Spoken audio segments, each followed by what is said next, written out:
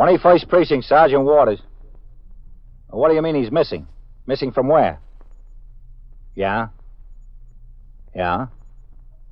Well, how long ago did he leave? Uh-huh. How much money?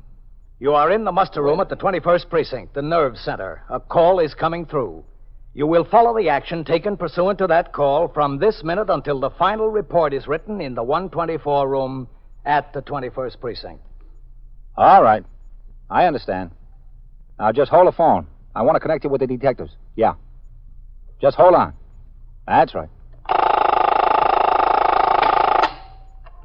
21st Precinct. It's just lines on a map of the city of New York. Most of the 173,000 people wedged into the 9/10 of a square mile between Fifth Avenue and the East River wouldn't know if you asked them that they lived or worked in the 21st. Whether they know it or not, the security of their homes, their persons, and their property is the job of the men of the 21st Precinct. The 21st, 160 patrolmen, 11 sergeants, and 4 lieutenants, of whom I'm the boss. My name is Kennelly, Frank Kennelly. I'm captain in command of the 21st. I was working my day tour, 8 a.m. to 6 p.m. After I went through the customary routine of turning out the platoon, reading reports and communications, and inspecting the cells and other parts of the station house, I went out on patrol of the precinct in sector car number 3. At 10:30 a.m., I returned to the station house to keep an appointment with the owner of one of the many nightclubs in the precinct, who asked to see me in regard to the application of several of his new employees for cabaret worker permits, which are under the jurisdiction of the police department. After he left, I went into the back room and up the rickety stairs past the 21st Detective Squad on the 2nd floor to the 3rd floor, where the precinct youth patrolman, the safety officer, the civil defense patrolman, and the precinct hack inspector each have their offices. As I walked down the narrow hallway, I could see inside the open door of the hack inspector's office. Patrolman Jaffe sat behind his desk, and a man wearing a baseball cap and a washed-out sports shirt stood in front of him. And how long after that was it before you noticed the briefcase in the back of your cab? Captain? Hello, Jaffe. Well, I took the car around the corner, and this lady flags me, and she gets in. When I turn around to listen where she wants to go, I see the briefcase. Listen, what do you want from me? I brought it into the station house, didn't I? You're supposed to thoroughly search the interior of the cab after discharging each passenger. There was trucks double parked and a line in back of me when he got out. How could I hold up traffic? I ought to send you down to the Hack Bureau on a violation. For what? For being honest? For not looking in the back of the cab as soon as possible. I told you. Jaffe. Yes, sir, Captain. I want you to call down to the license bureau and check on these for me. Yes, sir. The owner of the cabaret was just in my office. He's got these new people working for him, and he hasn't heard. Yes, sir, I'll get right on it. Could I go now? I'm only losing time. Yeah, you can go. But look in the back of your cab, will you? I will. Don't worry about that. Oh, Jaffe, if the desk officer calls, I'll be in the detective squad. Yes, sir. For being honest, you're getting a jam. You've got to be honest faster. Listen, I came in at the first station house I passed at the first opportunity. I brought the briefcase right in and gave it to the lieutenant down there. The lieutenant gave me a hard time for being honest. He just wants you to stay honest. Well, so long. Whole deal over nothing. Over a briefcase. Is Lieutenant King in his office? Oh, yes, sir, Captain. He's in there. Yes. Captain Kennelly. Come in. Hello, Matt. Captain? You busy, Matt? No, sit down, Captain. I was just going over the telephone record of the squad. Those guys are supposed to enter every outside call they make. Well, we batted a great percentage last month. There's entries for about half the calls. Well, I guess what you need, Matt, is bookkeepers, not detectives. Yes, sir, I guess so. What can I do for you, Captain?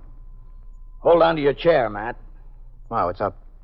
The 2nd and 3rd floors are going to get a coat of paint. Well, no kidding. Yeah. They'll be here at 8 o'clock next Monday morning. I didn't think I'd live to see the day. Everything? Walls, woodwork? Everything. What about the muster room and your office? Well, they say that can wait until next year. Did they take a good look at it? It can still wait. Yes. Excuse me, Lieutenant. Yeah, Cassidy.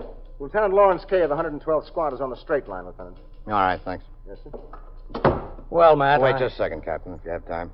Yeah, sure, okay. 21st Squad, Lieutenant King. Hello, Matt. Larry, how are you? I'm all right. Listen, Matt. Yeah. A guy walked in the house out here and says he's office manager of the Sunning Hill Linen Service at 764 East 80th Street. Yeah. Lester Mappin, M-A-P-P-I-N. He said he went to the bank, the Hudson Trust Company, Lexington Avenue branch, to get his company's payroll. Yeah? He says two men forced him into a car just outside the bank, brought him out here, and dumped him on Queens Boulevard. How much was it? $3,129.60. You got a description of the men in the car? We're just starting to talk to him, Matt. He just this minute came upstairs. The desk officer sent him up. Sounds like a straight story, though. He said all they took was the cash. They left the bank book and duplicate deposit slip with them. Said they didn't want that. The slip shows a deposit of about a dozen checks. There's a timestamp on it. 10:38 a.m. Okay, Larry. I'll send a couple of men out there to get him. If you get anything that looks like it could be a line before they get out there, would you get back to me here? Yeah, sure will, Matt. All right, thanks. I'll mention it. What is it, man? Payroll stick-up, Captain. Yeah? Two men grabbed the office manager of a linen service as he was coming out of the Lexington Avenue branch of the Hudson Trust Company. They rode out to Forest Hills and took $3,000 off him. Cassidy. Yes, sir? Come in here. Yes, sir. Any descriptions of the car or the men? Just starting to talk to him out there. Oh. Yes, sir, Lieutenant? What are you working on? Well, nothing much until just now, Lieutenant. What happened just now? I took a call from the Sunning Hill Linen Service, 764 East 80th Street. Yeah? Their office manager left for the bank over an hour ago to get a $3,000 payroll. He hasn't shown up yet, so they're getting a little bit worried. They got a right to be worried. They got him out at the 112th squad. He was stuck up by two men coming out of the bank. They loaded him into a car and drove him out and dumped him in Forest Hills. Oh, yeah? Call him back over there at the linen service. Tell him what happened. Yes, sir. Who's out there with you? Novak, sir. Take Novak and ride on out to the 112th. Get this guy, all right? Yes, sir.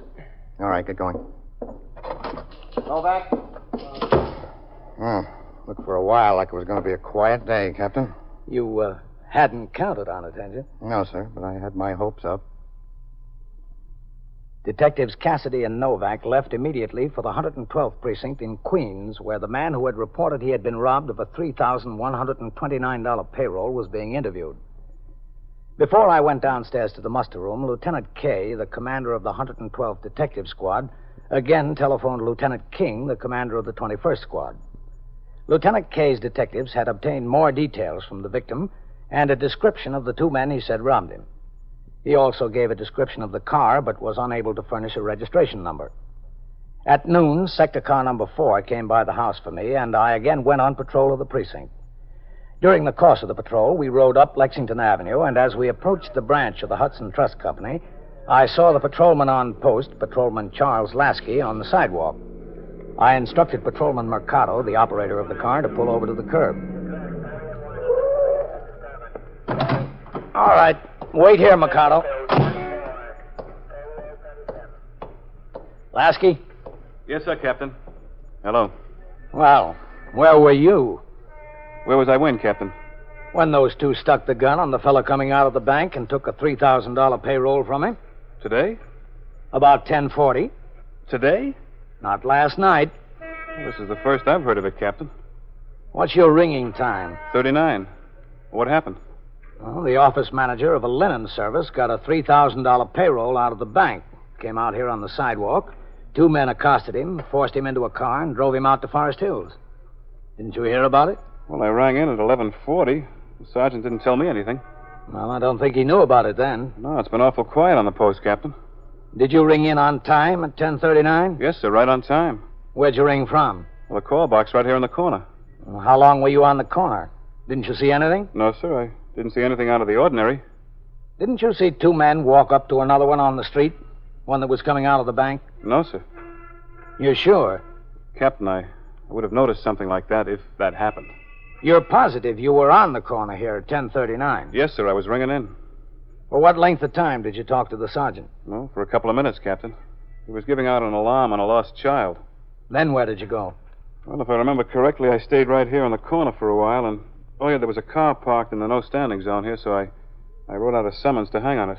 Right here on the corner? Yes, sir, it was parked right here. Let's see the summons stub. You have it in your book? Yes, sir. Let me see. Yeah, there it is. Yeah, the car was parked right here. I wrote out the summons at 10:43. Uh-huh. In other words, you were on this corner for at least 5 minutes. At least 5 minutes, Captain. The car you wrote out the summons for, it wasn't a black Plymouth two-door, was it? No, sir, it was a convertible. Did you see the driver? A Chevy convertible, green. Yes, sir, I saw the driver when she came out. She'd been in the drugstore for a while, and when she came out, I was still writing the summons. Were there any other cars parked between here and the bank at that time? No, sir, there weren't. You're sure? Well, if they were, Captain, they would have gotten a summons. Come on over to the call box a minute. Yes, sir. No, I didn't see anything going on here, Captain. If anything was going on at that time, I would have seen it. Yeah.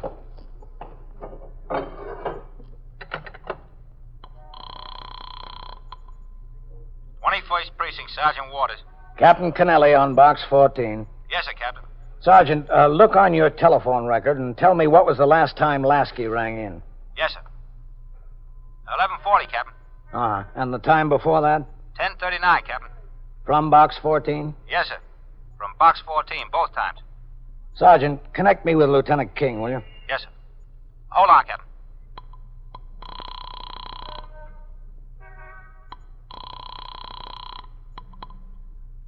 First Squad, Lieutenant King. This is Captain Kennelly, Matt. Yes, sir.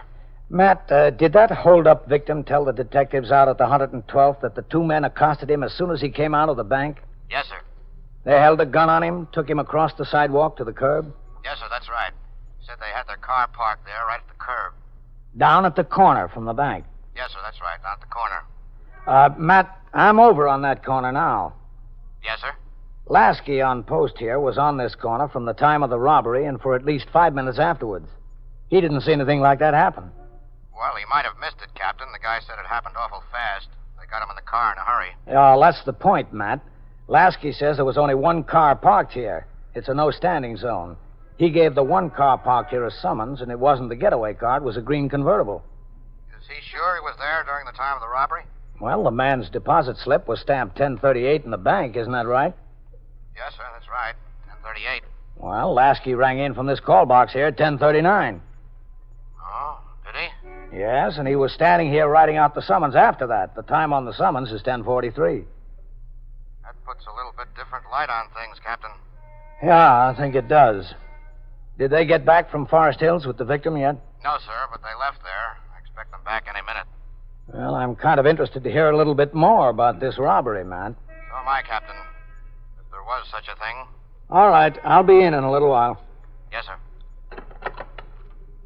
Captain, if those stick-up men parked their car there, I'd have seen it. I'd have tagged it. I don't think there was a car.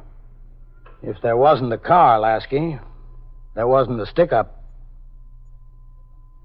You are listening to 21st Precinct, a factual account of the way police work in the world's largest city. Now back to 21st Precinct and Captain Kennelly. When I got back into the car, I instructed Patrolman Mercado to return to the station house. He made a right turn at the next corner and came downtown on 3rd Avenue.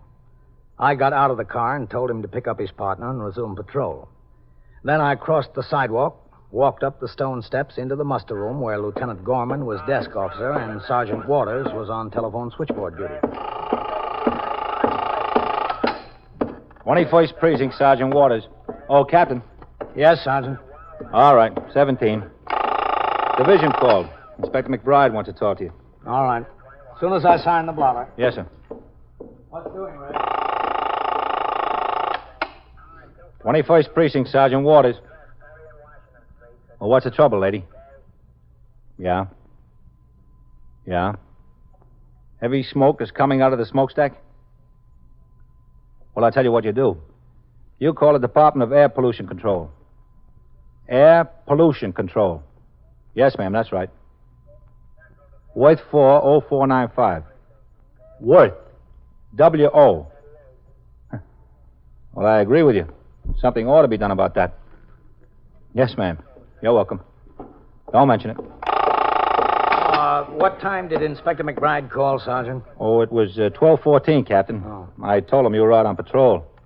I asked him if he wanted you to get a radio call put out for you. He said no, just have you call him when you got back into the house. All right. Oh, and there's a couple of other messages. I left them on your desk. Okay. We go straight on through the back there, Mr. Mappin. Hello, Cassidy. Oh, Captain. Mr. Mappin, this is Captain Kennelly, commanding officer of the precinct. How do you do? Mr. Mappin. Well, it's too bad what happened to you. Yes, and in broad daylight, right on the street in broad daylight. Oh, Cassidy, will you tell Lieutenant King I'm back in the house? Yes, sir. And that I'll be upstairs in a little while. Yes, sir. All right, right back that way, Mr. Mappin. You just can't tell. You just can't tell about what? Just can't tell what's going to happen to you in broad daylight. Yeah, well, lots of things can happen. Upstairs. Yeah. How did they know I was going to be in the bank and when I was going? Oh, they have ways of finding those things out. In broad daylight. Yeah, well, it has to be in broad daylight. The bank isn't open at night. It's right over that way. Who is it I'm going to see? Lieutenant King. Oh, yeah. Go ahead. Thank you. It's all right. Right back there to that little office. I'd like to get a chance to call my office. Oh, you will, Mr. Mappin. I'd like to let them know where I am. You can call him. Yes. Cassidy, Lieutenant. Come in. Go ahead. Thank you. Lieutenant King, this is Mr. Mappin. Why, Mr. Mappin? Well, considering everything all right, I guess. Sit down, please. Thank you. Where's Novak, Cassidy? He's parking the car, Lieutenant. Okay. Well, that was some experience you had, Mr. Mappin. Yes, it was. I'd really like to call my office and let them know where I am. All right. Use this phone. Thank you.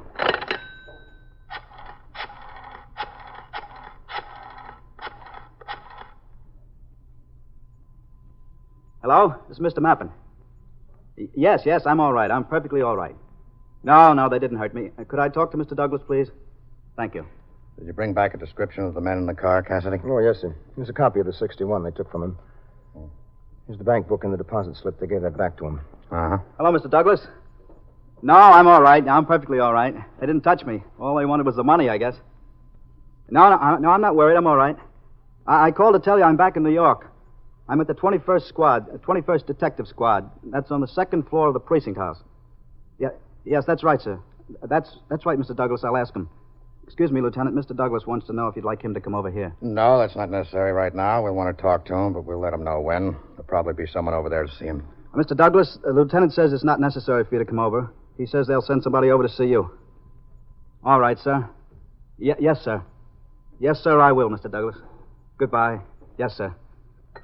There's my boss. He's really being very nice about the whole thing. Well, he's insured, isn't he? Oh, yes, of course he's insured. Mr. Mappin. Yes, sir. I'd like to get the whole story of this from beginning to end. Is that all right with you? Well, I told it to the detectives out there, and I told it again to your two detectives when they came. Well, you really ought to get used to telling it, because you'll be telling it a lot more times. Yes, I suppose I will. First of all, where do you live? I live at 22 West 80th Street. Manhattan? Yes, sir, in Manhattan. How old are you? I'm 34. How long have you been working for the Sunninghill Linen Service? A little over 5 years. You always been employed there in your present position? No, I was one of the cashiers when I first came. I was promoted about 2.5 years ago. Just what does that mean, office manager? Well, I'm in charge of the entire office, all the girls, stenographers, and the clerks and the cashiers, everybody who works in the office. I see. Will you tell us what the routine is about the payroll? What do you mean, routine? I mean, just how is it made up and who gets it? Everything about the payroll itself. Oh, well, of course, it's not our complete payroll, you know. The office help is paid by check, and the drivers and the workers in the laundry get paid in cash. They get paid every week, and we get paid every 2 weeks, the office help. Well, why is that? I haven't any idea. It's just a system the accountant introduced several years ago. Must be some reason for it. Yes, I suppose there is. Now, payday is today, naturally. Naturally. Well, about 9:30 this morning, I phoned to the bank and told them exactly how I wanted the payroll made up. That is, I told them the payroll would be $3,129.60. I told them how many fives, how many tens, how many ones, and so forth that I would want. So they'd have it ready when you got there? Yes, that's right, in a package. You took a deposit to the bank also? Oh, yes, checks that had come in. There's no sense making 2 trips when you can make 1. Well, why isn't the payroll made up from the cash that the drivers bring in? It's mostly a cash business, isn't it? Yes, it is, but the money the drivers bring in comes late in the afternoon, and we take it over and put it in the bank in the night depository. Mr. Douglas doesn't like to leave all that cash around the office overnight. He says the safes are not very safe. The ones that we have, that is. He thinks it's wise to put it in the night depository. So do we. You went to the bank? Yes, I went to the bank, and first I made my little deposit. It was just 10 or 12 checks from some of the accounts that had come in. I gave the teller the payroll check, and he gave me the package containing the payroll. That was at 10:38 a.m. Oh, it was around there. I don't know exactly what time. Well, here's a deposit slip from the bank. You can see where it has the time stamped right on it. Oh, yes, I never noticed before they put the time on it. They do, yes. You left the teller's window with a package of money. Yes. $3,129.60. I headed out the front door to Lexington Avenue, just the way I do every week. When I got on the sidewalk, I turned to go back to the office. You're going to walk back? Yes. It's quite a pleasant day. I thought I would. And then I felt myself being shoved up against the wall, and these 2 men were there. One of them had his hand in his pocket, and I was sure it was a gun. It must have been a gun. It could have been anything else. And they told me to go over to the curb and get into the car, and I did. You just did? Well, there's nothing wrong in that, is there? There's nothing wrong in not wanting to get hurt. I mean, after all, it's only money. You can't take a chance of getting hurt just to save the money, especially if it's insured. Especially, yes. What happened after they put you in the car? Well, they told me to look down at the floor and not to look at either of their faces. They said they wouldn't hurt me if I didn't make them any trouble. And as I said, it's only money. I decided not to make them any trouble. I looked down at the floor, and I kept looking down at the floor. They told me they were going to take me someplace and let me out. And they took you out to Forest Hills? That's right. I knew we went across the bridge, and we were driving out Queens Boulevard. I don't know where exactly they were taking me, but they were very nice about the whole thing. They laughed. They gave me back the bank book and the deposit slip, as you can see. They said they had no use for that, and they knew how much trouble it would cause me if they took it and if it was destroyed. They were very considerate about that. Did you ever see their gun or guns? No, as a matter of fact, but I knew they had them. They must have had them. What made you so sure? Well, the one of them, the one who wasn't driving, he kept his hand in his pocket all the time, in his coat pocket. He said he had a gun, and I couldn't do anything but believe him. You don't blame me for not taking a chance, do you? No, we don't blame you. After all, it was only money. Yeah, that's all it was, only money. They drove you out Queens Boulevard. Yes, that's right. And they got to 75th Road. They pulled the car into the curb. And the one that wasn't driving, he opened up and he got out, and they told me to go down the subway. Go down there, don't look around. He said a friend of his was standing on the sidewalk there and would follow me downstairs and see that I didn't turn around or talk to anybody, use the phone, anything like that.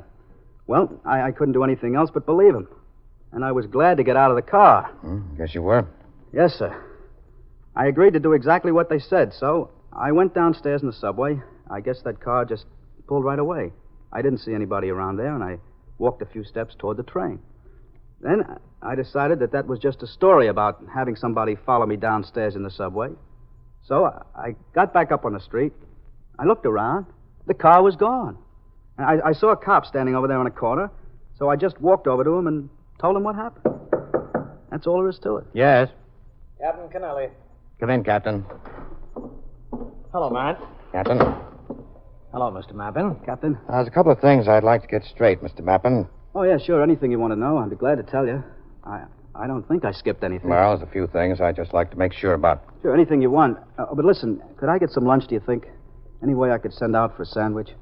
Yes, we'll get a sandwich for you. Gee, I'd certainly appreciate it. I haven't had a thing to eat since breakfast. It's getting pretty late. As soon as we get through here. It won't take long. Well, all right, if it won't take long. You were in the bank at 10:38 a.m. If that's the time it says on the deposit slip, I guess that's when I must have been in there. I told you it was right around that time. Yes, you told us. Then you came right outside, started to walk back to your office.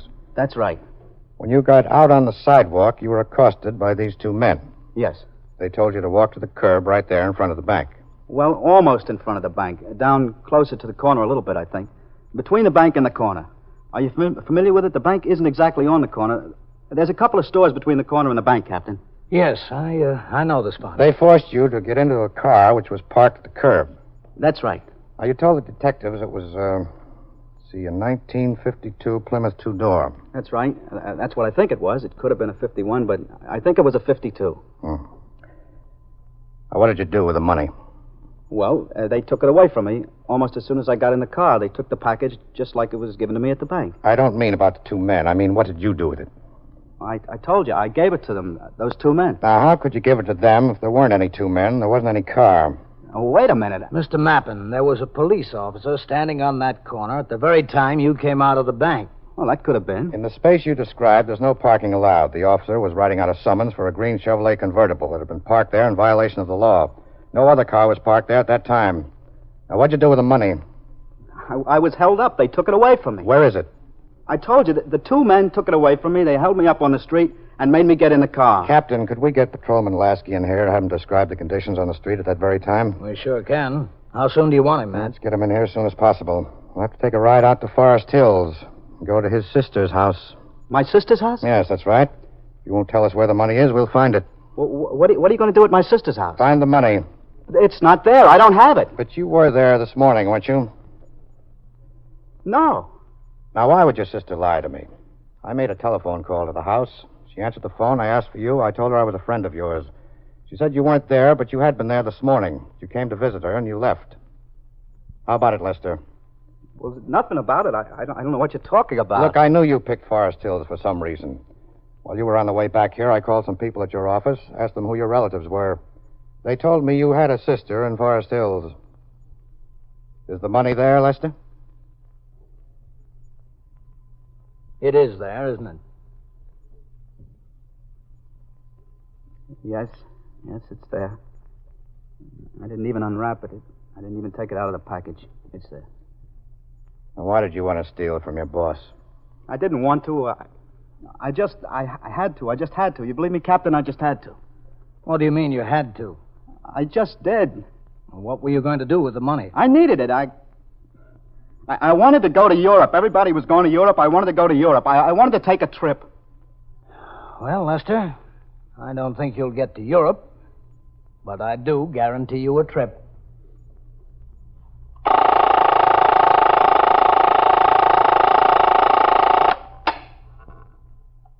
21st Precinct, Sergeant Waters. What kind of accident? Yeah? Yeah? Well, is anyone hurt? Do you need an ambulance there? Who was hurt? Passengers of the bus or passengers of the car? Did the sergeant's car arrive on the scene yet? Yeah? Well, what are the traffic conditions there now? Yeah. All right. I'll notify the Communications Bureau to send an ambulance. Yeah. Are you placing the driver of the automobile under arrest? Okay. All right. Yeah.